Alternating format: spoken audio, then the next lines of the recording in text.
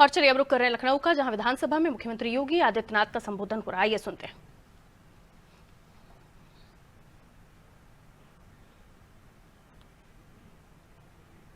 साधित करने के लिए 4000 करोड़ रुपए के निवेश एक नए प्रस्ताव के साथ सरकार सामने आई है और मुझे बताते हुए प्रसन्नता है, अन्नदाता किसानों के हित के लिए एक बड़ी स्कीम को लेकर के हम लोग आए हैं। हर मंडी में, खासतौर पर जनपद स्तर की मंडी में पहले चरण में हम लोग करेंगे, या जनपद की जो प्रमुख मंडी होगी, माता सबरी के नाम पर कैंटीन की व्यवस्था, जहां पे सस्ते में अन्नदाता किसानों को चाय मिल सके, भोजन की सुविधा मिल सके, और यह व्यवस्था हम लोग इस बार से लागू करने जा रहे हैं। मुख्यमंत्री कृषक दुर्घटना कल्याण योजना के माध्यम से हम लोगों ने 2019 में बटाईदार किसान और किसान फैमिली के साथ साथ बटाईदारों को भी शामिल किया था, और मुझे प्रसन्नता है कि इस बार के बजट में भी हमने 1050 करोड़ रुपए की व्यवस्था कृषक दुर्घटना बीमा योजना के लिए अन्नदाता किसानों के लिए उपलब्ध कराया है।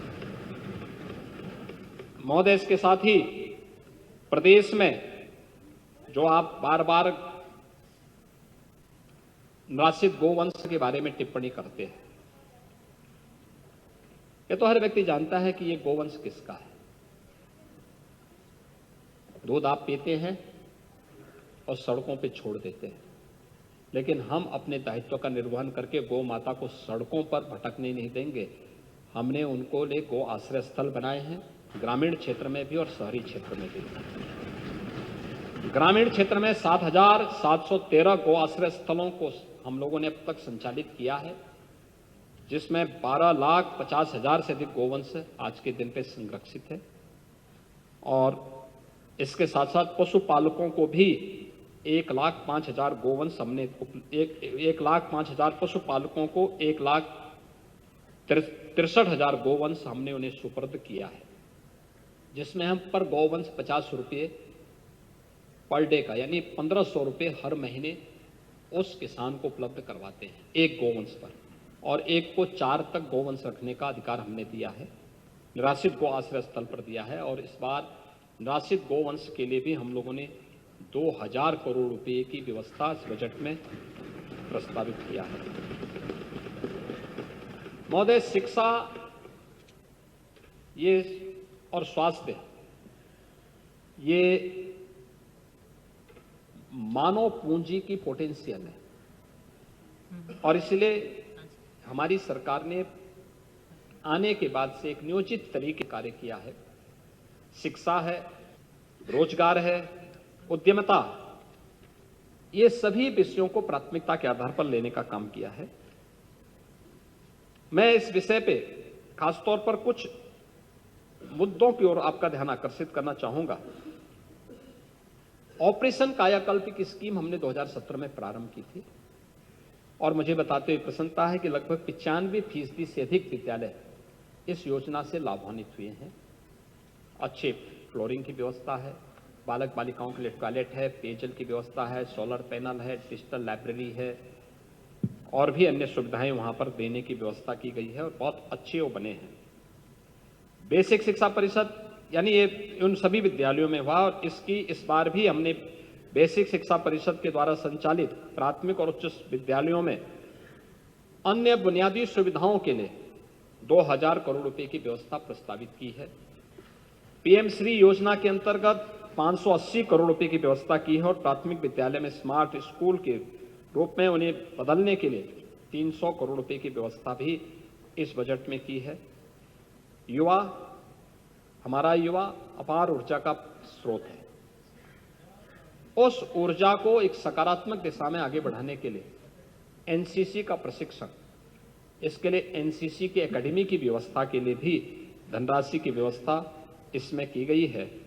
हमने बजट की व्यवस्था, जो विभिन्न प्रकार के विश्वविद्यालय हमारे हैं उनके लिए व्यवस्था की गई है, और साथ साथ जितने भी हमारे पॉलिटेक्निक हैं, खासतौर पर गवर्नमेंट पॉलिटेक्निक, उसमें न्यू एज कोर्सेज को, जो नई तकनीक से जुड़े हुए कोर्सेज हों, उनको हम लागू कर सके। उसमें आर्टिफिशियल इंटेलिजेंस के बारे में, रोबोटिक्स के बारे में, या आज की उस तकनीक को 3D प्रिंटिंग के बारे में, अन्य उस सभी तकनीक के बारे में हमारा युवा जान सके, इसके लिए हमने 100 करोड़ रुपए की व्यवस्था उसके लिए भी यहाँ पर प्रस्तुत की है। आगरा और वाराणसी में साइंस सिटी के लिए भी हम लोगों ने इस व्यवस्था यहाँ पर बजट में उसका प्रावधान किया है। महोदय, मुझे बताते हुए प्रसन्नता है कि रोजगार हमारे युवाओं को प्राप्त हो, हर हाथ को काम मिले, इस सरकार की प्राथमिकता का विषय है। और इसीलिए हम लोगों ने पहले दिन से कहा था कि युवाओं के जीवन के साथ खिलवाड़ करने की छूट किसी को नहीं देंगे। जिसने भी युवाओं के भविष्य के साथ खिलवाड़ किया, हम लोगों ने उसकी पूरी संपत्ति को जब्त करने और सख्त कानून बना करके इस पर कार्रवाई करने के लिए प्रभावी कदम भी उठाए। और इसके लिए इस बार हम लोग, चाहे वह पहले चरण में हम लोगों ने सरकारी नौकरियों में 7.5 लाख से अधिक सरकारी नौकरी उपलब्ध करवाने की कार्रवाई हो, एमएसएमई सेक्टर को नया जीवन दान देते हुए, एक नई पहचान देते हुए 2 करोड़ से अधिक युवाओं को उसके साथ जोड़ने में, विश्वकर्मा श्रम सम्मान के माध्यम से नए रोजगार का सृजन करने, निवेश के माध्यम से नए रोजगार और नौकरी उपलब्ध करवाने में सफलता प्राप्त की, तो साथ साथ इस बार हम लोगों ने सभी 75 जनपदों के लिए, जिन जनपदों में अब तक कोई भी निवेश की संभावना नहीं थी, यद्यपि ग्लोबल इन्वेस्टर समिट के माध्यम से चीजें हमें देखने को मिली है कि हर जनपद में किसी न किसी सेक्टर में निवेशकों ने निवेश किया है, हर जनपद में किया है। और इस बार हम लोगों ने 100 एकड़ के एक ऐसे क्षेत्रफल में, जिसको हम पीपीपी मोड पर लेकर चलेंगे, ऐसे एम्प्लॉयमेंट जोन विकसित करने की कार्रवाई, जहां पे रोजगार सृजन के लिए हम कार्य कर सकें। और इस बार इस पूरी योजना को हम सरदार पटेल जनपदीय एम्प्लॉयमेंट जोन के रूप में, डिस्ट्रिक्ट एम्प्लॉयमेंट जोन के रूप में इसे डेवलप करने जा रहे हैं। तो ये लौह पुरुष सरदार वल्लभ भाई पटेल के नाम पर हम इस स्कीम को यहां पे लागू करने जा रहे हैं।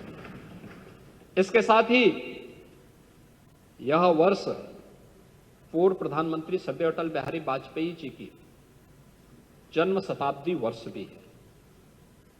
श्रद्धेय अटल जी की स्मृतियों को नमन करते हुए सरकार ने नगरीय क्षेत्रों में डिजिटल लाइब्रेरी के निर्माण की कार्रवाई के लिए बजट का प्रावधान किया है। श्रद्धेय अटल जी की स्मृति को यह समर्पित है और उन्हीं के नाम पर यह स्थापित भी होंगे। प्रदेश सरकार ने अभी यहां पे, माननीय सदस्य भी बार बार चिंता व्यक्त करते हैं, यहां पे अपनी बात को कहते हैं, और अभी हम महाकुंभ के अवसर पर भी गए थे। हम लोगों ने कहा था कि अब जो व्यवस्था पहले से चली आ रही है, आउटसोर्सिंग कर्मियों के शोषण का, क्या आउटसोर्स कंपनी सरकार से सर्विस चार्ज भी लेती है, लेकिन साथ साथ कर्मचारियों का भी दोहन करती है। अब प्रदेश सरकार ने तय किया है कि हम इसका एक कारपोरेशन गठित करेंगे, कारपोरेशन के माध्यम से इन कर्मचारियों की नियुक्ति देंगे और न्यूनतम वेतन 16 से 18 हजार करोड़ उन कर्मचारियों के खाते में डीबीटी के माध्यम से जाएगा। शोषण से मुक्त एक व्यवस्था देने का काम करेंगे और यह कार्य सरकार इसी वर्ष इसको प्रारंभ करने जा रही है। इसके साथ ही प्रदेश सरकार ने यह भी व्यवस्था की है कि दीनदयाल उपाध्याय ग्रामीण कौशल्य योजना के अंतर्गत भी 427 करोड़ रुपए की व्यवस्था युवाओं के प्रशिक्षण के लिए की है। और एक प्रदेश में वन आच्छादन और पर्यावरण की चिंताओं को ध्यान में रखते हुए औद्यानिक फसलों को आगे बढ़ाने के लिए वानिकी और औद्यानिक विश्वविद्यालय, ये उत्तर प्रदेश का पहला होगा, इसको भी हम स्थापित करने जा रहे हैं। और एक मुख्यमंत्री युवा उद्यमी विकास स्कीम हम लोग लागू कर चुके हैं, इसके लिए व्यवस्था की गई है। अब तक जो हम लोगों ने 24 जनवरी से इस स्कीम को लागू की है, और मैं सभी माननीय जनप्रतिनिधियों से कहूंगा कि अपने अपने जनपदों में जाएं तो उन युवाओं के साथ संपर्क करके उनको थोड़ा प्रोत्साहित करेंगे तो उनका संबल बढ़ेगा और वे प्रदेश के विकास में और अच्छा योगदान देंगे और नए रोजगार का सृजन भी करेंगे। 24 जनवरी को हम लोगों ने स्कीम को लॉन्च की और अब तक 96,000 युवाओं ने आवेदन किया है। 76,000 आवेदन बैंकों को भेजे जा चुके हैं। 16,000 मामलों यानी ये लगभग अब तक 25,000 स्वीकृत हो चुके हैं और 6,000 से अधिक को अब तक ये ऋण भी वितरण किया जा चुका है। इनका प्रशिक्षण हो रहा है और मेरा ये मानना है कि हमारा युवा इसके माध्यम से आगे बढ़ेगा महोदय और नए रोजगार का सृजन भी करेगा। 8 मार्च को महिला दिवस भी है। प्रदेश सरकार मातृशक्ति की सुरक्षा, उनके सम्मान, उनके स्वावलंबन के लिए पूरी प्रतिबद्धता के साथ कार्य कर रही है और हम लोग इसके लिए पूरे उसके साथ काम कर रहे हैं। खासतौर पर राज्य ग्रामीण आजीविका मिशन के अंतर्गत अब तक 96 लाख से अधिक जो महिलाएं थी उन्हें इस योजना के साथ जोड़ा गया है। वीसी सखी योजना के अंतर्गत अकेले उत्तर प्रदेश में 39,556 वीसी सखी के द्वारा 31,103 करोड़ रुपए से अधिक का वित्तीय लेन देन किया गया और जिसके माध्यम से उन्होंने 84.38 लाख करोड़ रुपए का शुद्ध लाभांश भी अर्जित किया है। लखपति दीदी योजना के अंतर्गत 31 लाख से अधिक लखपति दीदियों को चिन्हित करके उनमें से 2 लाख से अधिक की महिलाएं जो ऐसी हैं जो अब तक लखपति की श्रेणी में आ चुकी हैं। प्रदेश सरकार इस दिशा में पहले ही कार्रवाई कर चुकी है और इस योजना के अंतर्गत आज मुझे बताते हुए प्रसन्नता है कि हमारी सरकार ने पहले यहां पर 3 महिला बटालियन का गठन भी किया था। यूपी पुलिस में 1,56,000 महिला कार्मिकों यानी पुलिस कार्मिकों की भर्ती की गई, जिसमें 20% अनिवार्य रूप से उनकी भर्ती की गई। 60,200 की भर्ती की प्रक्रिया अंतिम चरण में चल रही है और हमारा प्रयास है कि इसमें 20% महिला कार्मिक आए। उसके लिए सरकार ने उस प्रकार की व्यवस्था की है और इस बार पिछली बार हम लोगों ने 3 महिला पीएससी की बटालियन आप लोगों ने कई कंपनियां समाप्त कर दी थी, हमने फिर से इसको रिवाइव किया है और 3 महिला बटालियन हमने वीरांगना उदा देवी के नाम पर, वीरांगना झलकारी बाई के नाम पर और वीरांगना अवंती बाई के नाम पर गठित की हैं। और इस बार उच्च शिक्षा में हमारी जो बेटियां हैं, जो मेधावी छात्राएं हैं, उनको एक नई योजना रानी लक्ष्मीबाई स्कूटी योजना के अंतर्गत हम लोग एक नई स्कीम लागू करने जा रहे हैं, जिसके लिए 400 करोड़ रुपए की व्यवस्था हम लोगों ने यहां पर की है। मुख्यमंत्री सामूहिक विवाह योजना ये स्कीम जब हम लोगों ने यहां लागू की थी, समाजवादी पार्टी ने विरोध किया था, कहा था ये गरीबों का उपहास है, हर अच्छे कार्य का विरोध करते हैं और ये पता नहीं विडंबना है या क्या है कि हर बुरे कार्य के साथ आपका नाम जरूर जुड़ जाता है। आपको पता नहीं क्यों इसमें बुरा लग जाता है, लेकिन ये सच्चाई है। और मुख्यमंत्री सामूहिक विवाह योजना में 51,000 रुपए से बढ़ा करके इस बार हम लोगों ने बेटी की शादी के लिए 1 लाख रुपए की घोषणा कर दी है।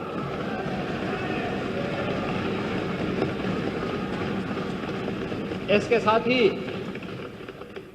साथ ही विधवा पुनर्विवाह की राशि 11,000 से बढ़ाकर और विधवाओं की पुत्रियों की विवाह की अनुमन्य सहायता राशि 10,000 से बढ़ाकर के भी उसको 1 लाख करने का निर्णय लिया गया है। आंगनबाड़ी कार्यकर्ती और सहायकों के अतिरिक्त मानदेय के लिए भी 971 करोड़ रुपए की व्यवस्था इस बजट में की गई है और यह वर्ष बहुत महत्वपूर्ण वर्ष है। पुण्य श्लोक माता अहिल्याबाई होलकर का 300वीं जयंती वर्ष भी है। लोक माता अहिल्याबाई होलकर के प्रति नमन करते हुए हम लोगों ने जितनी भी कामकाजी महिलाएं हैं उनके लिए 7 स्थानों पर उनके लिए छात्रावास खोलने का निर्णय किया है, जिसमें वाराणसी, मेरठ, प्रयागराज, गोरखपुर, कानपुर, झांसी, आगरा यहां पर करेंगे। ये सभी हॉस्टल लोक माता अहिल्याबाई होलकर के नाम पर होंगे। महोदय, नेता प्रतिपक्ष सामाजिक सुरक्षा की बात कर रहे थे। सामाजिक सुरक्षा में अगर मैं आपको डाटा दूं तो मुझे लगता है कि आप फिर आगे डाटा की बात करना बंद कर देंगे। 1 करोड़ 4 लाख से अधिक परिवारों को हमारी सरकार, ये डबल इंजन की सरकार, 12,000 रुपये महीने पेंशन की सुविधा उपलब्ध करवा रही है। 1 करोड़ 4 लाख परिवारों को। और अगर मैं इसके पुराने डाटा आपको उपलब्ध कराऊं, समाजवादी पार्टी के समय में निराश्रित महिला पेंशन, यानी निराश्रित महिला पेंशन मतलब विधवा पेंशन,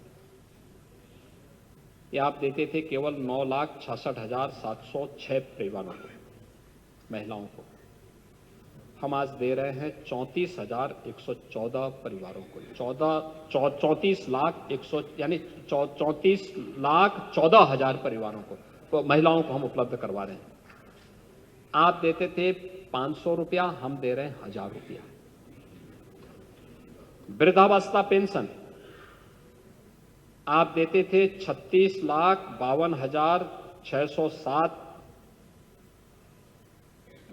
वृद्धजनों को देते थे, हम दे रहे हैं 60,99,901 वृद्धजनों को। आप देते थे 300 रुपया, हम दे रहे हैं 1,000 रुपया। दिव्यांग जन पेंशन आप देते थे 8,75,992 दिव्यांगजनों को 300 रुपया महीना, हम दे रहे हैं 11,03,739 1,000 रुपया महीना। कुष्ठावस्था पेंशन आप देते थे 4,765 को, और हम दे रहे हैं 12,361 ऐसे कुष्ठ रोगियों को। ये पैसा है जो आपके समय में जो 300 रुपया भी मिलता था, वह भी 3 महीने 6 महीने में जाता था, और उसमें भी आधा कट में चला जाता था। हाँ, आप देखें ना, जब बाबू देते थे तो नगद लेते थे उन लोगों से। हम सीधे डीबीटी के माध्यम से सीधे यहां से पैसा उस लाभार्थी के खाते में देते हैं, और यह अंतर है डिजिटल ट्रांजैक्शन का।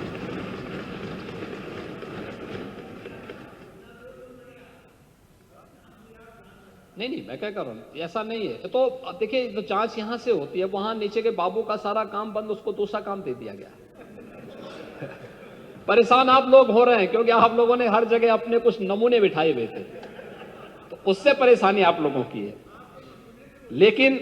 लेकिन सामाजिक सेक्टर में जो सुधार हुआ है, 8 वर्ष में 6 करोड़ लोग गरीबी रेखा से ऊपर उठ जाएं, देश के अंदर 25 करोड़ लोग गरीबी रेखा से ऊपर उठ जाएं, इसमें तो आपको भी खुशी होनी चाहिए, हमें भी खुशी होनी चाहिए, क्योंकि ये समाज के विकास में ही योगदान देंगे। अगर हमारे शरीर में किसी हिस्से में कोई कमी आ जाए तो शरीर पूर्णांग नहीं होता। ऐसे ही समाज की स्थिति भी है। कहीं गरीबी होगी, बदहाली होगी, अव्यवस्था होगी, तो अंततः उसका भुक्तभोगी पूरे समाज को, पूरे देश को होना होता है। और यही स्थिति सोशल सेक्टर की भी। हमें इस सामाजिक विसंगति को दूर करना होगा। ये राजनीतिक